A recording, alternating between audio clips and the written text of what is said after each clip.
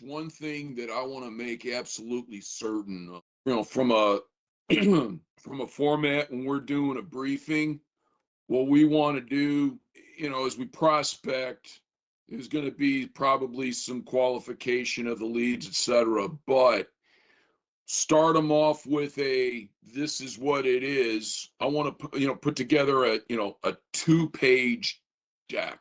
Very crisp, tells the story, right?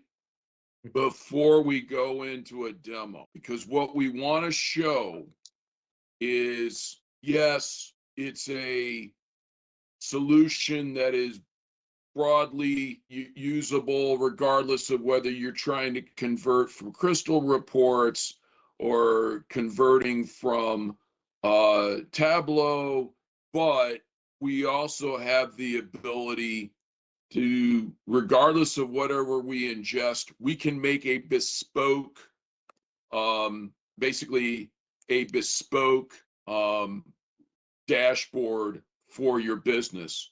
We'll construct one preliminarily, but we can create a bespoke dashboard for whatever you need in order to use your data.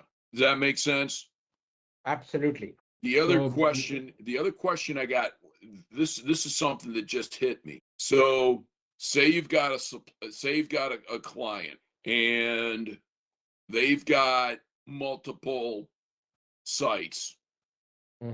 Could be once, and again, this happens. There's Sri. Hey Sri.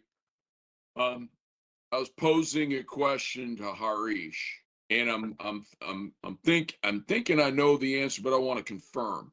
So you got a multi-site client, all right? Or you're working with a private equity firm that's got multiple portfolio companies, all right? And a lot of that could have multiple data sources in different formats. I want to make sure that if BIPort, if we're going to be ingesting data, we can ingest multiple data sources and still put that into whatever dashboard or whatever format is needed so that the customer has the data that they need. Does that make sense? Yeah, you are partially right. I could get you. BIPort's role is limited in data ingestion. Okay. Let me give you a little more interesting insights. Please. Today's world, they are expecting, basically, large enterprises or medium-sized enterprises have one of the challenge. They have a fragmented approach in terms of business intelligence. Okay, so they have Tableau, they have crystal reports. As the BI and evolve, they have multiple systems. But the end users are still facing the challenge of self-service analytics. Okay, see, they are no way concerned about today's problem of what is the problem of a data engineer and director of data. Okay, their problem, what they need as a solution is, self-service analytics. Okay, number one. So Tableau, SAP, or Click are little far away from self-service analytics. Number one, the basic reason is these are all standalone BI platforms. Yep. Right? You understand, right? So Tableau does not have a data modeling layer. It has its own, but it cannot comply with it cannot work with other platforms. Is Tableau, well, thinking of it from prior experience. If you've got a data lake, you've got Tableau sitting over top of it. That's your transformation layer, and you can play with it as long as you know what the schema looks like. Right. So today's world is expecting cloud native BI architect, okay, and very close to enterprise license agreements, right? So Microsoft already has footprint across small, medium, large enterprises with cloud as their Microsoft Azure and Office 365 penetration. So saying so, today that is the reason most people are looking towards one, it is cloud native BI architecture. Two, today the price is also, I mean, the enterprises have a price sensitive model. Okay. So they cannot bear the, higher pricing of standalone's BI system. Got it. That's that. While Tableau can sit on top of any data lake, but it itself is not a as part of enterprise license agreement, right? Say for example, my organization has Microsoft Office 365, whereas in an enterprise license agreement, I am getting my E5 license, which is nothing but Power BI is embedded into it, and on top of it, in the cloud native BI architecture and AI powered analytics, Power BI has evolved a lot with Copilot integration. That is where the self-service BI and data democratization is happening. One, with the power of Microsoft Fabric, which we call it as unified data platform, okay, from ingestion. And today, when you have Microsoft Fabric, again, the enterprise license agreement does not allow you to visualize the reports in Tableau, right? Uh, Okay, so that is the reason enterprises are moving from Tableau or Click or several other platforms to Power BI. Let me take one example of one of the customer and I'll pause it here. Centara, which is a healthcare company based out of East Coast. Microsoft has funded their you know data modernization from several data platforms to Databricks, Microsoft Azure Databricks. Okay. However, Centara has about 700 Tableau reports and about 100 Power BI reports. shit. Okay. So this Microsoft funding got stopped because they have Tableau as their end BI layer. Let's so they've got part of their enterprise business intelligence that they're doing is running off of Tableau. Part of it's running off of Power BI, and the two they can't get a full picture without essentially extracting everything. Yeah, okay, got it. So That's a huge issue. and when you have fragmented business intelligence tools, right? When you have Mm-hmm. Tableau, when you have Power BI, okay, the users also today have one of the challenge, okay, switching from Tableau to Power BI for certain reports. For certain reports, they'll have to depend on Power BI, and the administration becomes challenging. The Oh cost yeah, has it does. Plus after cost Salesforce, prohibitive because exactly. Salesforce wants theirs. Salesforce wants to mint money, Yep. right? So that's where they have been doing. They're increasing the prices by 25%. They've increased the prices in the last 3 years by 25%. Okay. And they've brought in new, things, what we call, they call it as in the software world, there is a, mechanism to, remove the, I mean, making the versions obsolete, right? Hmm? Today, a Tableau user or a Tableau company, a company which has implemented Tableau, has to mandatory update in 2 years, that is 24 months. Does there, because I know in Microsoft Enterprise, depending on your enterprise agreement, most of those updates, are included as part of your license. Why will Salesforce give that? But what I'm saying, Salesforce does not. Right. So there is a manual effort involved in migrating from version to the other version. Testing is involved. So it is not cloud native, right? So to keep the lights on, the company has to keep investing on the upgrades, though the upgrade might be part of their licensing agreement, but still to keep the lights on, the company has to invest in terms of manual migration. Okay. And the cost of and the There's a sorry, manual. There's a manual when upgrade. they upgrade. There's a manual. So that's a new thing that Tableau has brought up. But Power BI, unlike as an office, is completely embedded in Office 365. Okay, and on top of it, there is no I mean the user side of it is only viewing. Okay, desktop is all developers, so it's not going to affect the end user. Got it. So those are the things are, and on top of it, the Delta Airlines, head of data mentioned us, okay, not only the pricing, but Tableau after migrating to Tableau Cloud. So they have two versions. Until 2019 or so, they used to have Tableau Cloud and Tableau Tableau on-prem.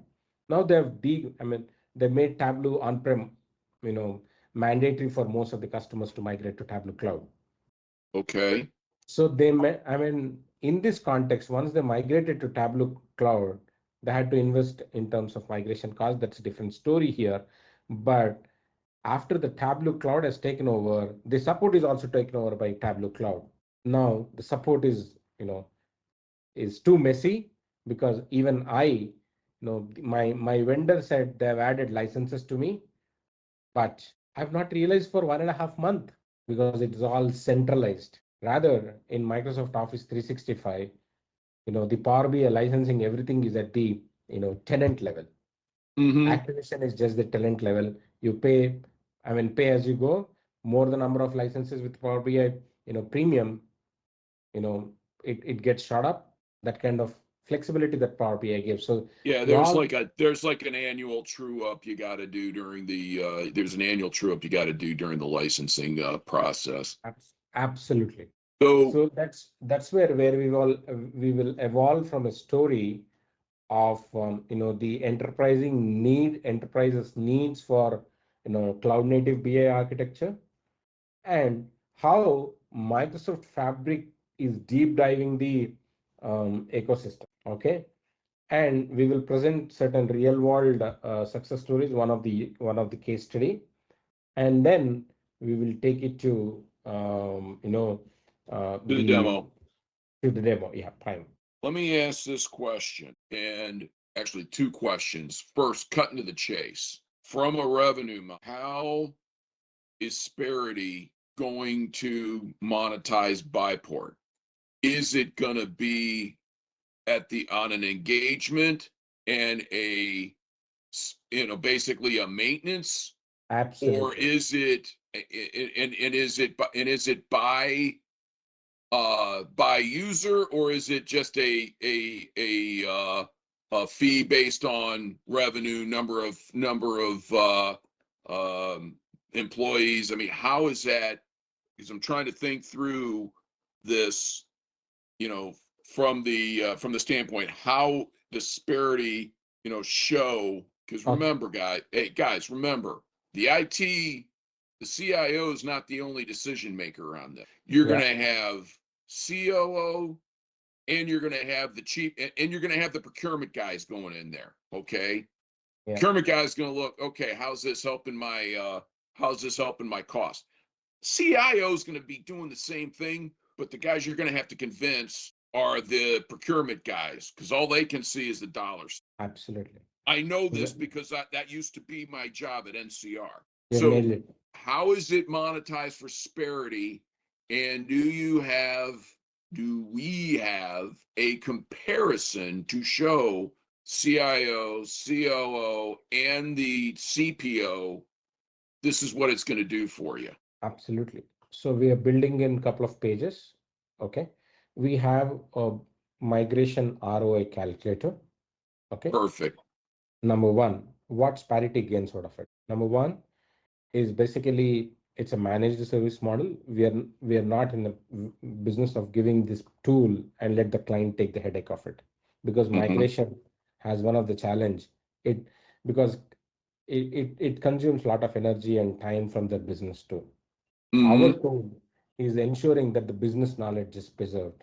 So Okay. the fee includes migration, but it also includes ongoing PS to support it, etc. They don't Ab- have to incur additional headcount or infrastructure in order to keep this thing going. Absolutely, you've nailed it. The Perfect. all that the company has to do is to connect BIPort with their Tableau environment and give us the support with respect to domain, and rest of the you know handshake will happen with the Power BI reports. So I Number one. think to Number one. next Ari's question, Harish. So one is with the migration, yes, there is a cost saving. It's very straightforward, right? That is first thing. And migration as it is kind of cumbersome, because it shouldn't affect, um, because every executive would like to see their dashboards every day. So that's Mhm. why the time of migration should be faster. That we are taking care. So if a company has, say, 500 Tableau reports, that means they would be having 5 or 6 or 3 or 4 Tableau engineers. So then what will happen if they move to Power BI? I mean, then they will need again so many Power BI engineers, and during the transition they can. So these are the hard questions, Ari, we got through. So what we proposed is, once the migration is done, we can give the support. I mean, you still can have one or two on your this thing, but rest, we can. You pick the guy who knows maximum knowledge in Tableau.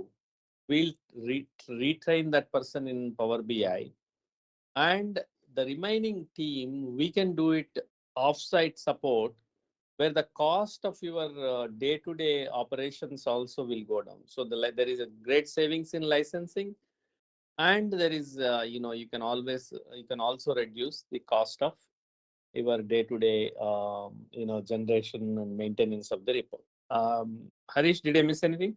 No, Shrikant, this is good. Basically, you're going to go from multiple individual the shtick, as it were, because you're already invested in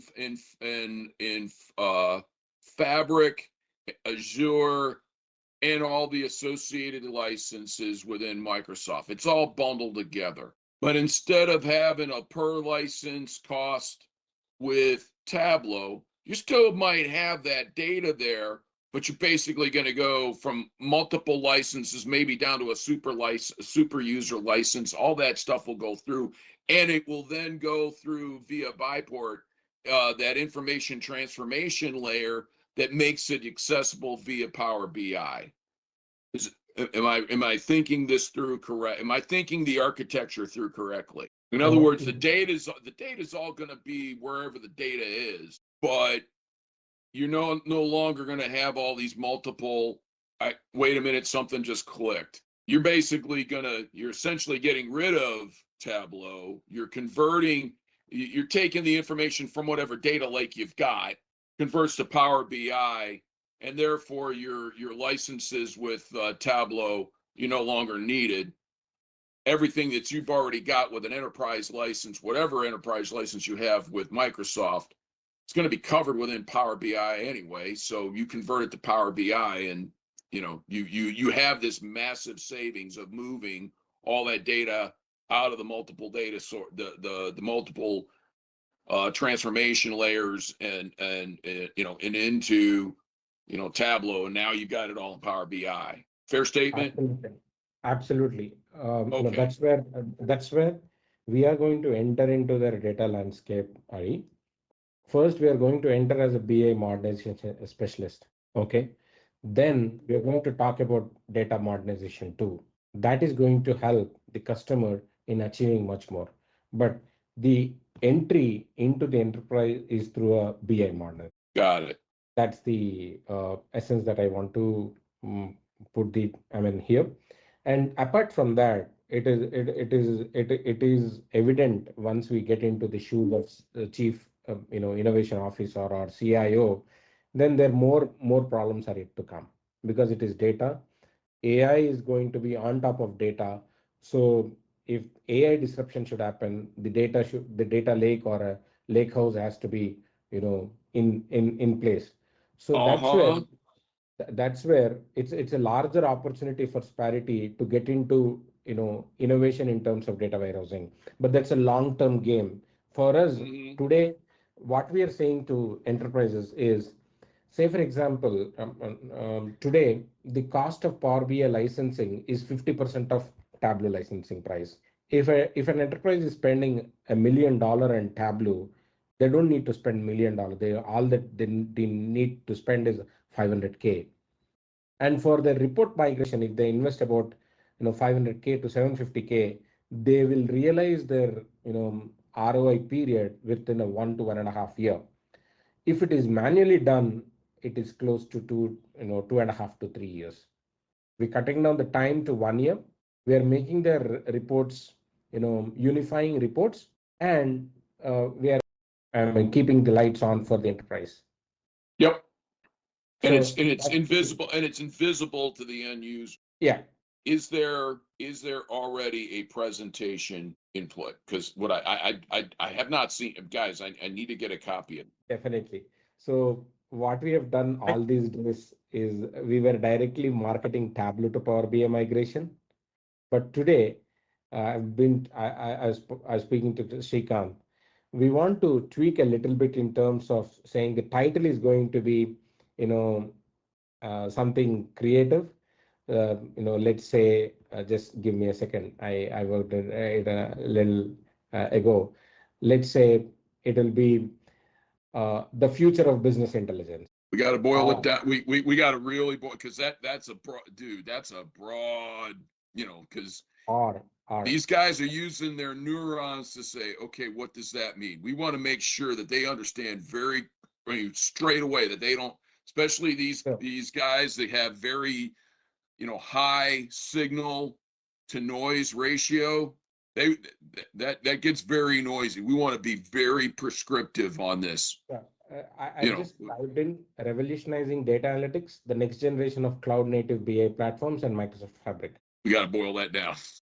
Okay. Hey, give me a shot at that. Sure. Shoot that over to here's the last 4 minutes. Shoot me the deck, the current deck. Okay. I'm going to get a copy of this Firefly.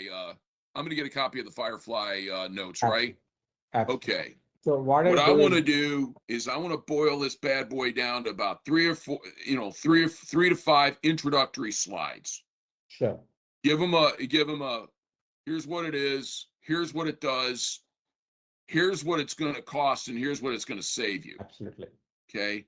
Then we go into the demo, and actually go into the success stories, go into the demo, and just say, when would you like for us to start? Absolutely. So, Sri, does that make sense? Yeah. We are speaking. Sri, we are speaking with the livings. Yes, definitely it makes sense. I think the title is important, how you position Very it, much so. how you start marketing. And then we will have another call. Probably when you would like to have another next call? Monday, Tuesday next week. Is Okay, that good? let's shoot for Monday. Okay. So another 30 minutes. So Yeah. meantime, Ari will go through all the marketing material and all that we have given. And also we will put the title and how we want to present the webinar going to be. So, and also see if we can get somebody from Microsoft also join. Let's see even briefly, but that is it. Yeah. Shit. Yes. I'm gonna give I got a guy. Okay. Mhm. He may not be the right guy, but I want to find out from my guy who we should be talking to. Absolutely. Dude, let me tell you something. They get a hold of something like this, and it's a complimentary service. Oh, they'll be all over it. Yeah. Well, I mean, those guys, right? Yes. So Yes, I mean, yes. if it's something that's going to help them hawk more product and beat out Salesforce, oh God, they'll be all over it. Yeah. I got a guy. Okay, please talk to him. He's my age, and he is a muckety muck within the group. If he's not the guy, he's got several other guys that he'll want to hook up with us. All right. He will suggest somebody. Yeah. Okay, great. Harish, are we all clear? Absolutely, Srikanth. This is exciting. Ari is excited. We are equally excited because Ari conveyed that he's going to bring someone from Microsoft. So that gives that brings us to a little more excitement. Cool. Okay. All right, guys. I want you guys to have a great rest of the day. Thank you. Thank you, sir. Thank you. Bye-bye. Bye now. Bye.